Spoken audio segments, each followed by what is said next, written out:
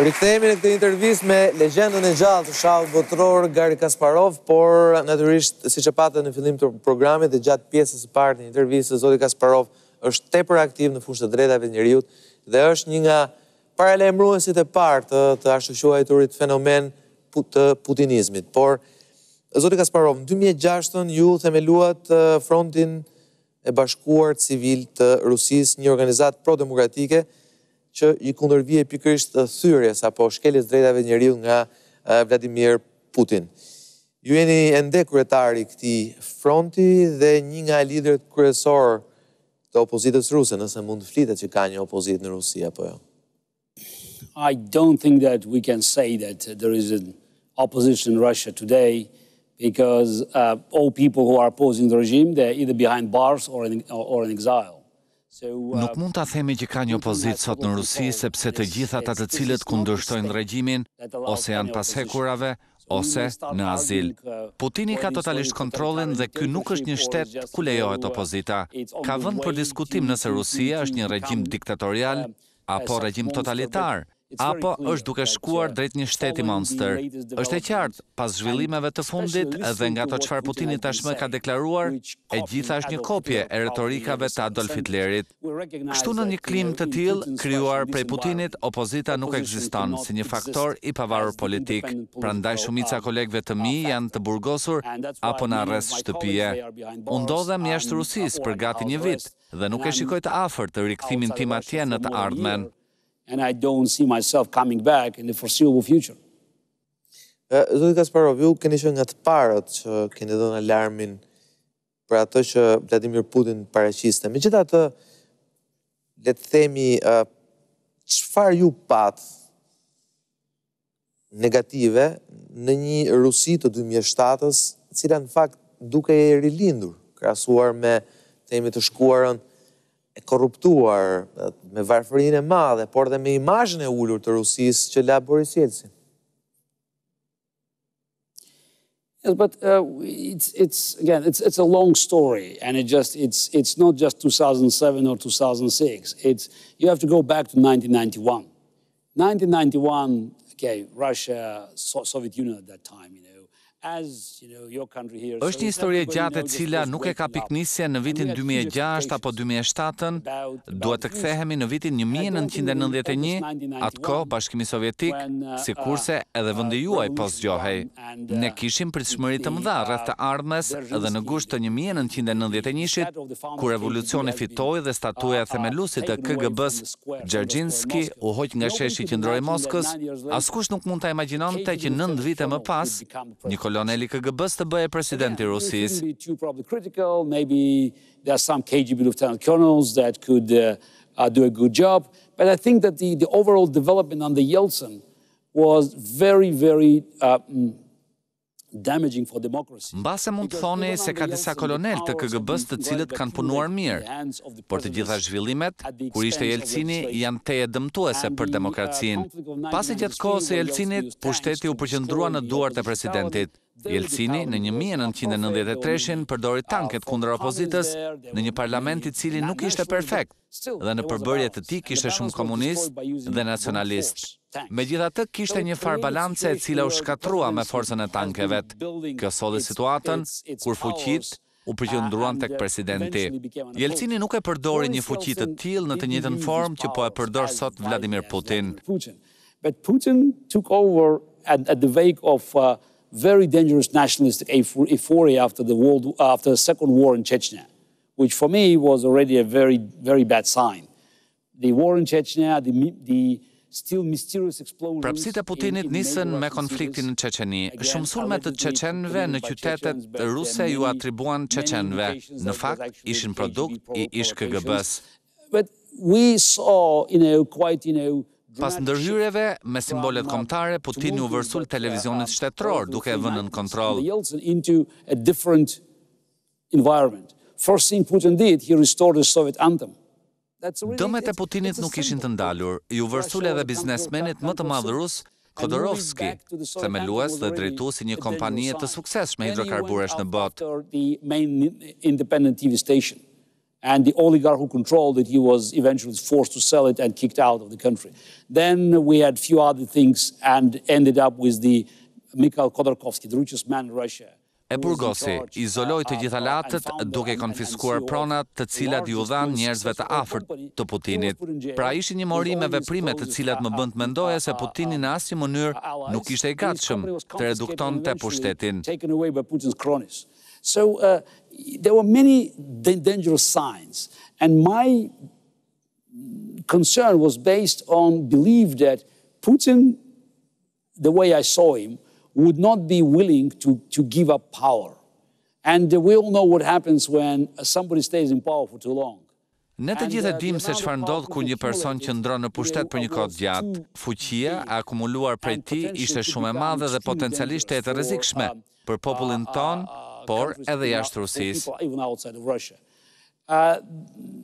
Some people, unfortunately, decision makers in Washington or in Brussels, or many people in Russia, they were deceived by the Putin's appointment of Medvedev as his successor. Fatkeqësisht disa njerëz që marrin vendime në Washington apo Bruksel u gënyen nga manovra e pasjes së Medvedevit si pasues. Për mua ishte më së qartë, Medvedevi ishte thjesht një zero. Dikush i vënë atë post për 4 vjet e më pas të hapte rrugën për të vijuar Putini, së paturi fuqi absolute për më gjatë. At the sort of key factors. And I know history is not mathematics. It's not 2 + 2. The laws of history may not look as strict. Shumë njerëzve ju deshko ta kuptonin atë që po ndodhte. Ndërsa mua për ta kuptuar më shërbyen disa faktorë kyç. Çdo diktator ka një periudhë të ngjashme e cila është një farë ngritje e më pas mospasja e ideve. Ideja e vetme që i mbetet është se si të qëndrojë në pushtet. E më pas nis të shikoj për armiqt brenda, e më pas jashtë duke krijuar një ushtri të fuqishme. Kjo po ndodh sot. First enemies inside, and then if you have a strong army, you look for enemies outside. That's what's happening today.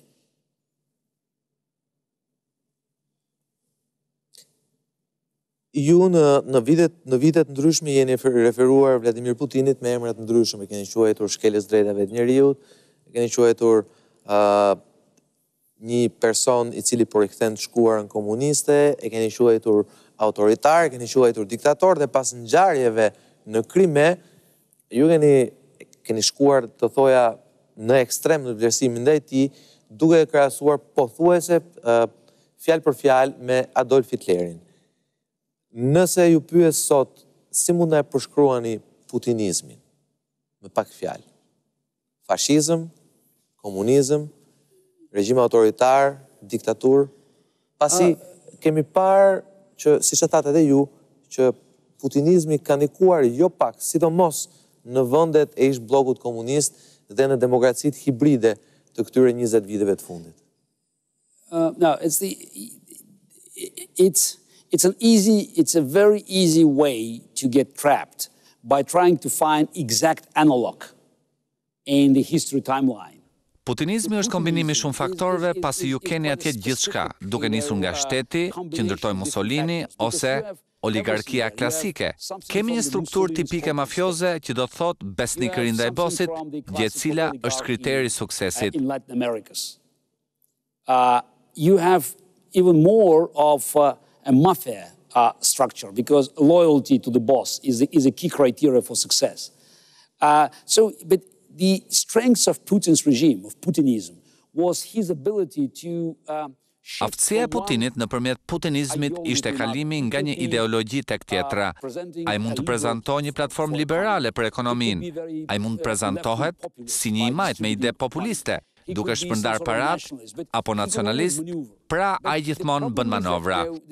Me këto ai kërkon të qëndrojë sa më shumë në pushtet. Të tilla manovra përdoren për të arritur qëllime shumë të ngushta, dhe tani hapësira sa vjen ngushtohet. Prandaj aplikon një agjendë agresive, i cili është socializmi i përzier me nacionalizëm. To adopt the most aggressive agenda, which is national socialism. I mean, without socialism itself, but we can talk about Putin's version of fascism. And it's not surprising that he repeats many Hitler's sentences almost verbatim. Prandaj nuk është surprizë që ai përdor shumë citime nga Hitleri, pasi fatkeqësisht agenda e sotme e Putinit na kujton atë të Gjermanisë naziste. Shumë njerëz më thonë si është e mundur, pavarësisht të këqijave që mbart ky person, ta krahasosh me Hitlerin, që ishte një djalë i vërtet. Negative, and people even ostracize me. How can you compare somebody, no matter how bad is a person, Adolf Hitler, who is ultimate evil? Now, my response was, I'm not talking about Hitler from history books. Dhe përgjigja ime ishte, unë nuk flas për një Hitler nga librat e historisë, pasi kur Hitleri nisi epokën e tij, ai nuk u duke njerëzve si një monster. Pasi në 1936-ën, ai ishte një lider legjitim i një vendi europian, ndoshta radikal, ndoshta pak radikal, por askush nuk mendonte se ai do të ishte një diktator. As a dictator who is threatening the world peace, you have to read newspapers in 1936, in 1937, in 1938. And I said that we have to learn. Prandaj u them njerëzve, ne duhet të mësojmë prej gabimeve të së shkuarës, pasi Hitleri u kthye në një monster, fal neglizhencës të botës, e cila nuk i dha rëndësinë e duhur. Prandaj, unë pata një postim në Twitter në 20 shkurt dhe njerëzit nisën të qeshnin. People were laughing. Më leni t'ju citoj që keni shkruar në Twitter në 20 shkurt. Apo për kur unë bëra një Twitter, një njoftim mbi mundësinë e një anshlusi Ukrainës, pra një bashkimi duke referuar bashkimit famshëm të Gjermanisë naziste me Austrinë, lojrat e Soçit ishin akoma duke u zhvilluar dhe nënvizova se pushtimi i Gjeorgjisë nga Putini gjatë Olimpiadës së Pekinit dhe sulmi ndaj Gjeorgjisë ka ndodhur pikërisht në fillimin ditën që ka nisur Olimpiada e Pekinit në 8 gusht të 2008-s dhe mendova se çfarë do ta pengonte atë që të bënte të njëjtën gjë në Ukrainë dhe trupat ruse sot ende janë në pushtim të Osetisë, Jugut, Abkazisë, territore të Gjeorgjisë. Pra, ju që keni qenë nga të parë që keni parashikuar atë që Vladimir Putin do të bënte në Krim, bile dhe se kur, pas lojrave olimpike dimrore të Soçit. Dhe këto parashikimet tuaja deri diku janë të frikshme. Nëse ju pyes sot, cila është ardhmja e Vladimir Putin dhe regjimit të tij në Rusi, çfarë do më thoshin? No, again, we should look back in history. And history tells us that the end of such dictators is a very sad, is a tragic one. The problem is... Përsëri duhet i rikthemi historisë e cila na tregon nëse ardhmja e të tillë diktatorëve është e rëndë, njëkohësisht tragjike, por duhet të shqetësohemi për impaktin që ata kanë në vendet e tyre dhe globalisht. Dictatorship in Russia could have consequences around the world. If Russia explodes, debris could be, found in every continent. Një kolaps i diktaturës së Putinit është me pasoja për gjithë botën. Nëse Rusia shpërthen, mbetjet e saj do të gjenden në të gjitha kontinentet. Nuk i referohem këtu potencialit nuklear, por për një harë të re gjeostrategjike. Nëse Rusia shkon në kolaps, duke përjashtuar anën bërthamore, pra përdorimin e armëve, ndoshta do të prek çdo individ në planet. Soviet Union collapse was relatively quiet. There were definitely, conflicts and bloodshed, but compared to the size of the empire, we avoided the worst. And by the way, we should be grateful to Boris Yeltsin for just trying to actually diffuse this tension by letting other countries to go.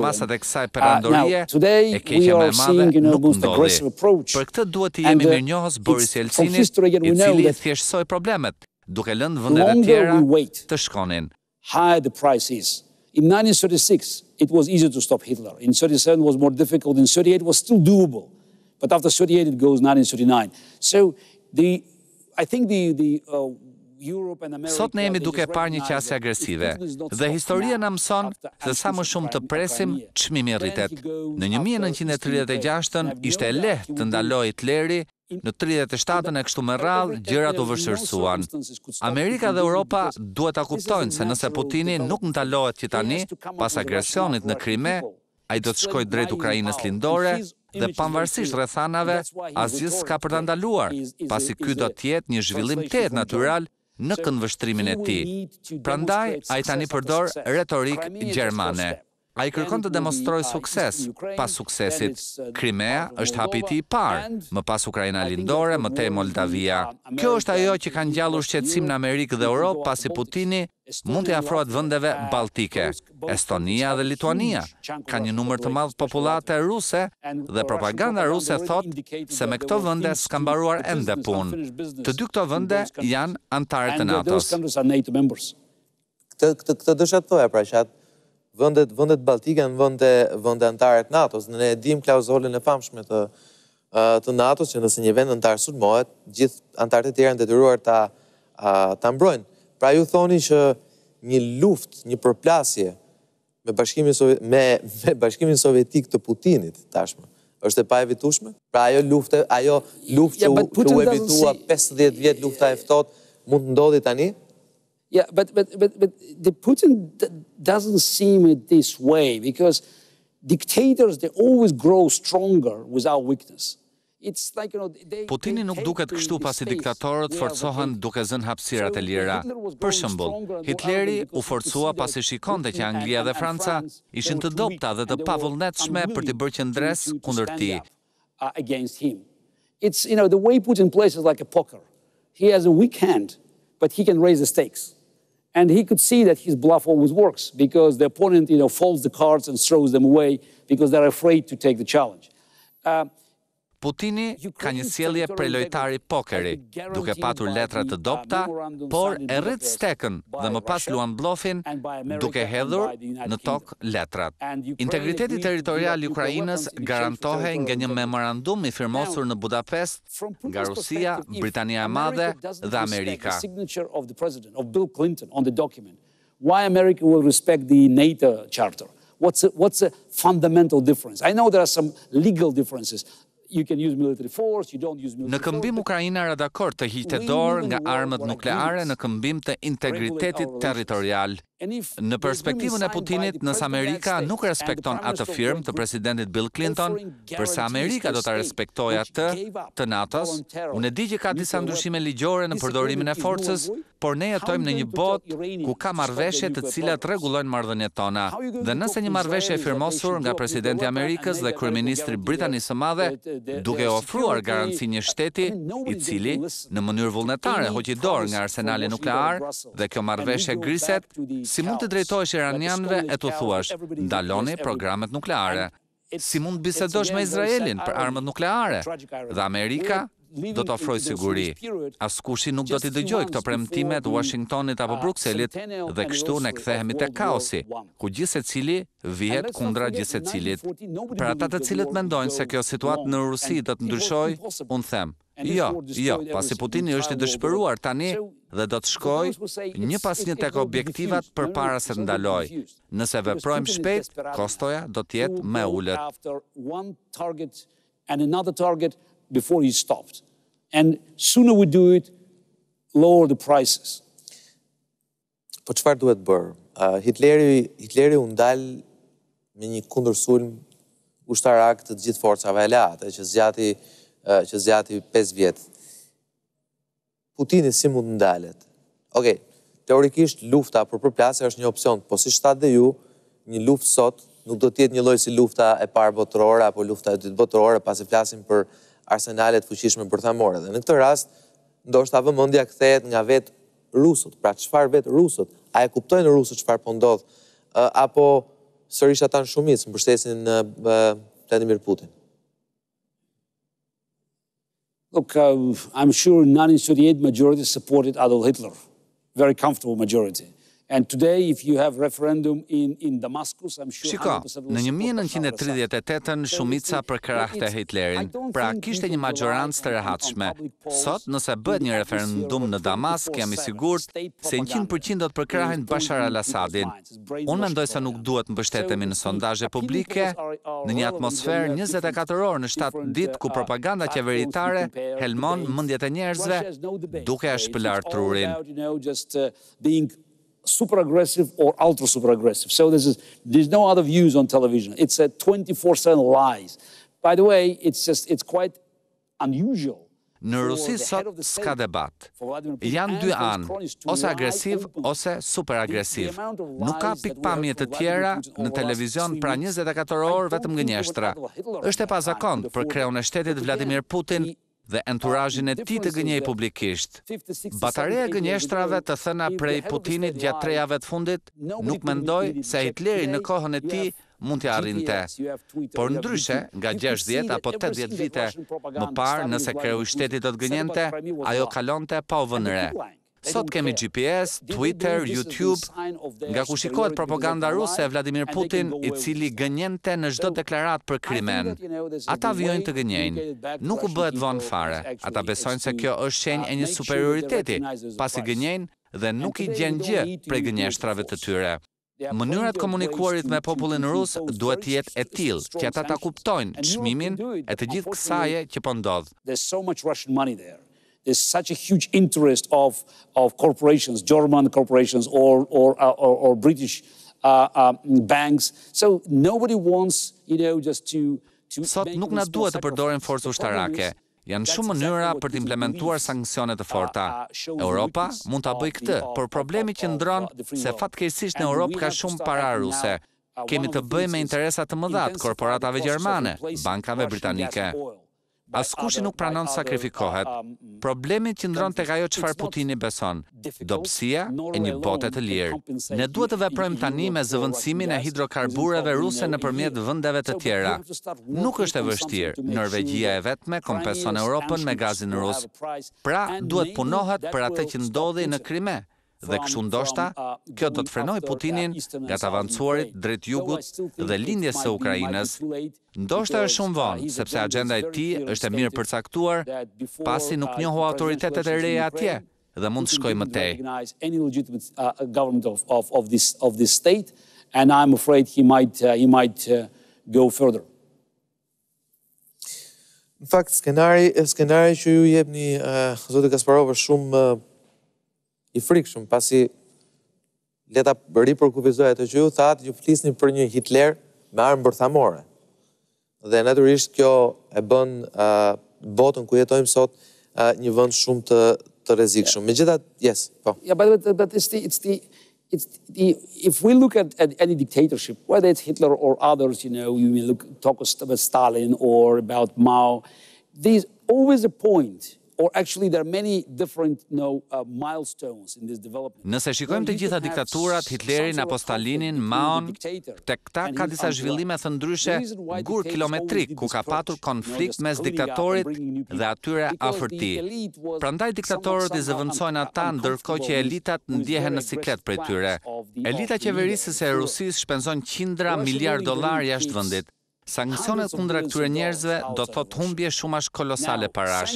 Kjo do të jetë një këmbanësimi për t'u thënë atyre se duhet të gjejnë një mënyrë për ta larguar Putinin, pra për t'i hequr suportin e tyre që ai gëzon. Now, the American government did a right step in this direction, but it might be very mild. Europe is afraid of doing it. So it's simple, follow the money. Qeveria amerikane hodhi hapin e duhur në këtë drejtim, por Europa është e frikësuar ta bëjë diçka të tillë. Është e thjeshtë. Ndiq ku është paraja, goditi ku u dhëm më shumë. Çështje financiare janë vendimtare për njerëzit e regjimit Putinit. Kur unë dëgjoj se Rusia do të mbyllë rubinetin e gazit, unë them, okej, Europa do të vuaj, por kush do të paguaj për programet e Putinit në Rusi? Gazi dhe nafta janë dy kontributorët kryesor në buxhetin e Putinit. Duke treguar guxim ulet numri atyre që i shkojnë nga pas Putinit. Harrojeni Putinin. Kauza e tij është e humbur. Pra, asnjë general se fiton luftën pa ushtar. Ne duhet godasim ata afër tij duke i dërguar një sinjal të qartë. Në pikpamjen time, qeverit perëndimore janë duke e bërë këtë, por në mënyrë modeste. And the Western governments are doing it, but in my view, in a very modest and timid fashion. Zoti Kasparov, nga temi propaganda që e quheni ruse në aneksimin e Krimes, kemi dëgjuar krahasimin midis Krimes dhe Kosovës, vitin 1999. Pra, temi ka shumë zëra propagandistik në Rusi që thonë ajo që bëri Rusia me Krimen është fakt ajo që bëri perëndimi me Kosovën në vitin 1999. Ju keni qenë kundër, jeni kundër themi aneksimit Krimes dhe keni quajtur si shkelje të sovranitetit të Ukrainës. Çfarë mendimi keni për Kosovën dhe statusin e saj? A ishte drejt ajo që ndodhi në Kosovë në të 99-ën dhe a duhet jetë Kosova një shtet i njohur si i pavarur edhe nga Rusia dhe nga Serbia?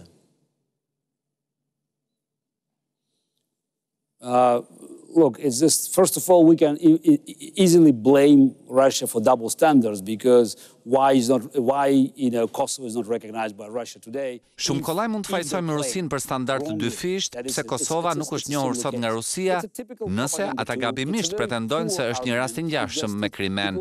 Është një propagandë tipike me argumenta shumë të dobta, e cila nuk qëndron në asnjë lloj debati të mundshëm. Kjo ka efekt vetëm për televizionin e kontrolluar prej Putinit. We can see the difference. There was no single evidence of Russian population in Crimea suffering not from genocide, from a simple abuse of their rights. Nuk ka as edhe një element të vetëm, se popullsia ruse atje po vuante nga një genocid apo abuzimit të drejtave të tyre. Kur s'kam dëgjuar për ndonjë rrezik të mundshëm të popullatës ruse në Krime. Tani ne po shikojmë spastrim etnik të Ukrainës dhe tartarëve atje, sepse ata tani ndjejnë qytetarë të një vendi tjetër, pasi askush nuk I pyeti ata. Because they suddenly discovered they're citizens of another state. Nobody asked them about it. So second is that Kosovo naturally had tragic experience with ethnic cleansing, so that's why there was a clear argument in saving population from Milosevic's brutalities. Kosova përjetoi një eksperiencë tragjike, pati një spastrim etnik dhe prandaj argumenti ishte shumë I qartë për ta mbrojtur popullsinë prej brutalitetit Milosevicit. Referendumi në Kosovë është organizuar nën monitorimin e autoriteteve ndërkombëtare. Disa vende thanë jo, nuk ju pëlqejmë, nuk ju njohim si shtet, megjithatë referendumi ishte mbikëqyrur dhe organizuar sipas rregullave. Ndërsa në Krime për vetëm 10 ditë Vladimir Putin gjeti një menaxher perfekt për fushatën e referendumit, zotin Kalashnikov. Referendumi ishte në kërcënimin e armëve. Ishte një imitim I keq I zgjedhjeve që realizon Putin. Dhe shakaja që u përhap në Rusi ishte 97% e qytetarëve të Krimes votuan për këtë referendum, se e dinin që ky ishte votimi I fundit në jetën e tyre. For this referendum because they knew they were voting last time in their lives.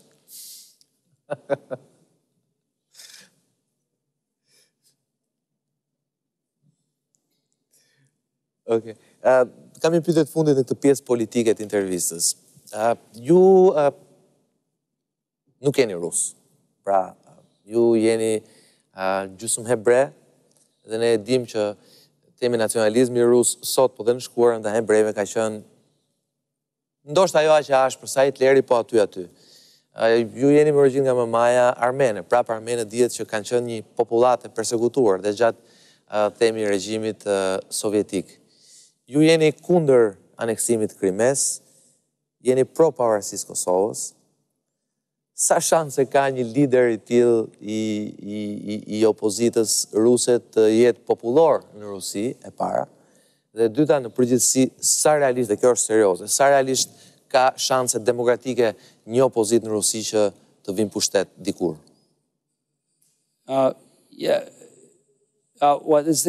It's regarding the national identity. So it's the Po, unë jam gjysmë hebre, por gjuha ime e lindjes është rusishtja.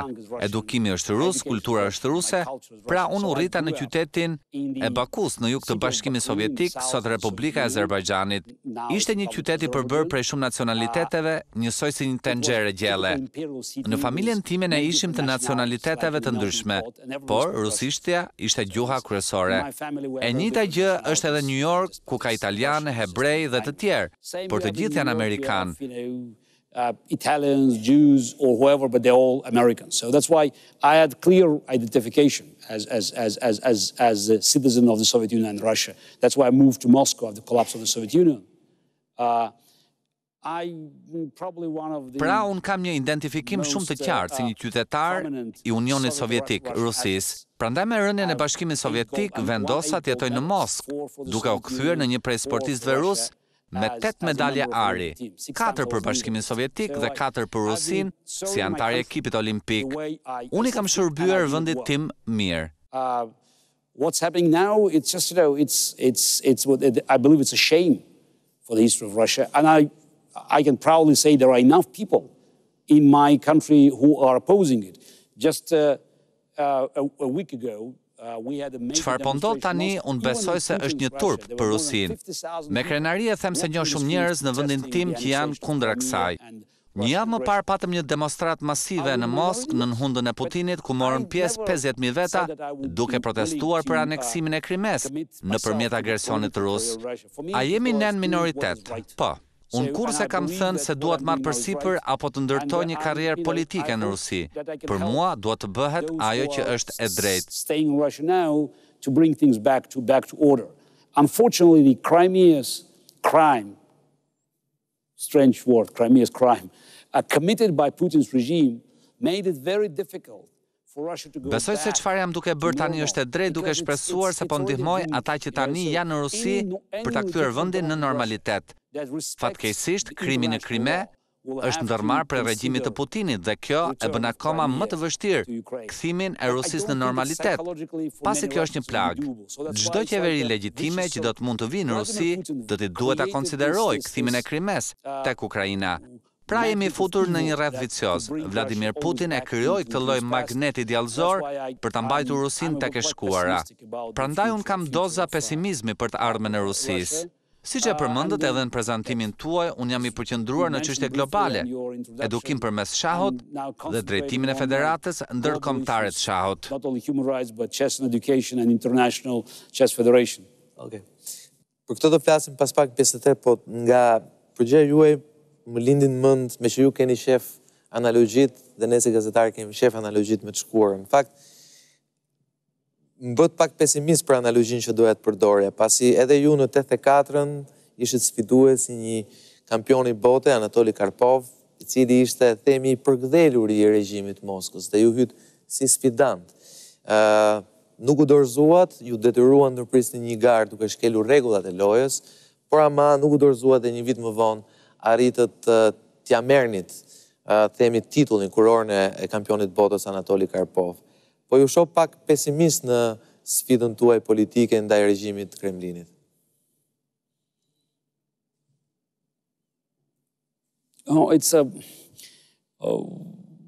There's always room for optimism. So you could be in a most despicable situation. Ka gjithmonë vend për optimizëm. Mund të ndodhesh në situata të paimagjinueshme ku vijon të kesh shpresë në jetë. Unë isha duke humbur me Karpovin 5-0. Mund të ishte edhe më keq. Unë nuk isha optimist përballë tij, por doja të luftoja në mënyrë që mos të humbja, por vetëm të fitoja. Duke shprehur pesimizëm sot, kjo nuk do të thotë të rrim duar kryq, duke mos bërë asgjë, pasi mendoj se historia nuk është një vije drejt lineare, por varet tërësisht nga ne në bërjen e diçkaje. Prandaj po përpiqem të paralajmëroj botën rreth rrezikjeve që sjell Putini, duke u siguruar se duhet veprim sa më parë të jetë e mundur. Kjo për të parandaluar ndodhjen e përkeqësimit. When I look at Russia as a state, and I understand there's so many internal problems and conflicts.